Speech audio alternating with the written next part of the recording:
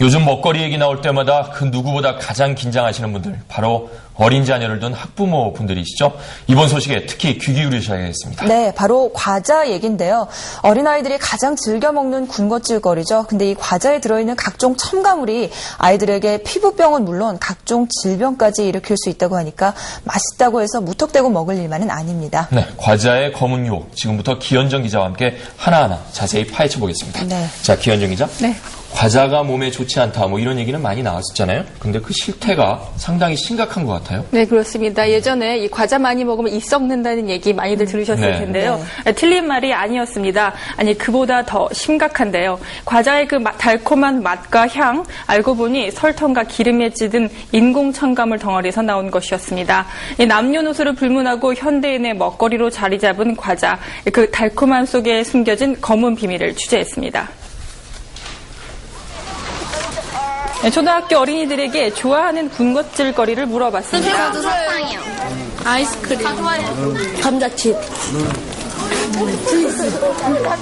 태어날 때부터 과자의 유혹에 빠진다 해도 과언이 아닌 요즘 과자는 도대체 무엇으로 만들어졌길래 이리도 달콤할까 궁금해지는데요. 그래서 시중에서 가장 많이 팔리는 과자 10여 가지를 골라 어떤 재료를 썼는지 살펴봤습니다. 먼저 스낵 과자.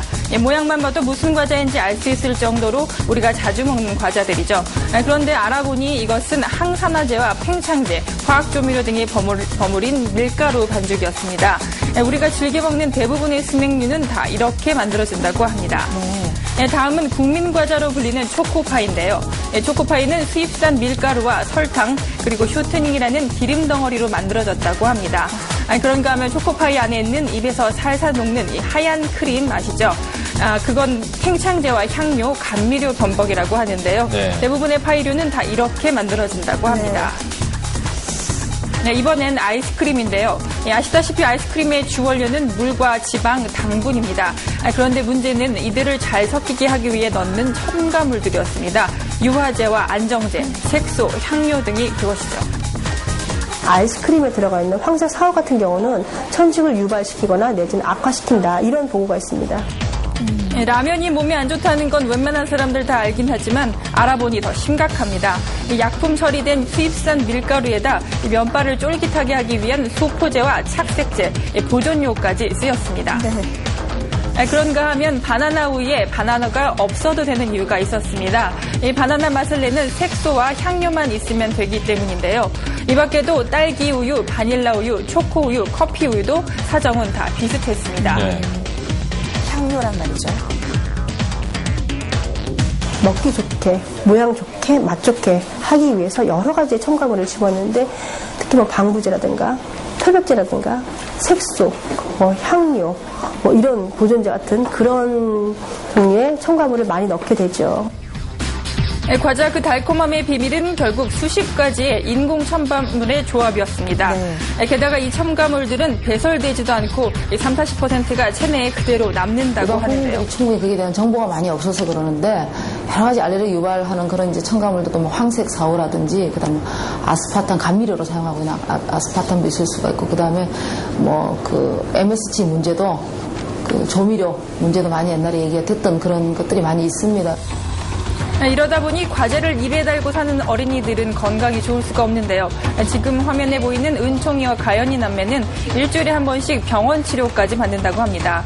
사진을 보면 알겠지만 이 석 달 전만 해도 두 아이의 피부는 아토피로 완전히 짓물러 있었습니다.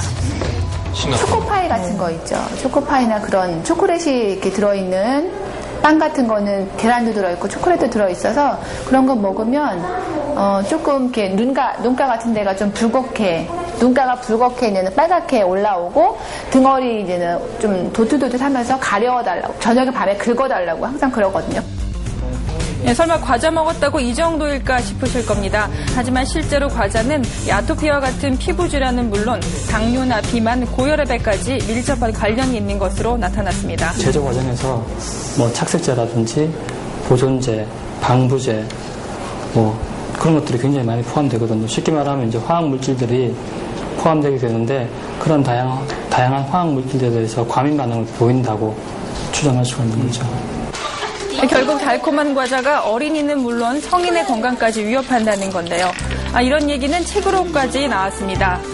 안병수 씨는 최근 자신의 체험을 바탕으로 과자 유해론이라는 책을 냈는데요. 특히 그의 책이 세간의 관심을 끈 건 그의 직업 때문이었습니다. 그는 얼마 전까지 한 제과 회사에서 중견 간부로까지 지냈는데요. 과자를 만들며 한평생 살았지만 과자는 정말 건강에 해롭다는 걸 알리고 싶었다고 합니다. 단 식품 속에 빠져 있었거든요. 그게 안 좋았던 것 같습니다. 그게 피로의 원인이 됐고, 그 다음에 몸이 무겁고, 그 머리가 늘 좀 띵하고 집중이 잘 안 되고 그런 원인이었다고 저는 봅니다. 최근엔 웰빙 열풍을 틈타 유기농 과자까지 나오고 있는데요. 하지만 화학 첨가물의 자극적인 맛으로 손쉽게 소비자들을 유혹하려는 상술이 없어지지 않는 한 소비자들이 진정한 웰빙 과자를 맛보는 건 당분간 힘들 것 같아 보입니다. 네, 뭐 유화제, 안정제, 또 팽창제 이름만 들어도 별로 몸에 좋을 게 없다 이런 생각 드는데 이렇게 위험한 첨가물에 대한 안전 기준 같은 건 없나요? 네, 현재로서는 이 제과업계에서는 이 국제 기준에 맞춰 인공 첨가물을 넣기 때문에 문제가 안 된다고 하는데요. 하지만 이건 그 과자 한 종류만 먹을 때만 해당되는 얘기였습니다. 이 먹고 싶은 과자가 너무 많은 요즘 세상에 이 과자 저 과자 먹다 보면 첨가되는 화학 물질들도 이것저것 섞여 인체에 유해할 수밖에 없는데요. 이런 현실을 고려한 관계 당국의 대책 마련이 시급합니다. 네, 달콤하다, 맛있다. 그렇다고 뭐 마냥 먹을 일은 아닌 것 같네요. 네, 정말 그렇습니다. 지금까지 기현정 기자였습니다.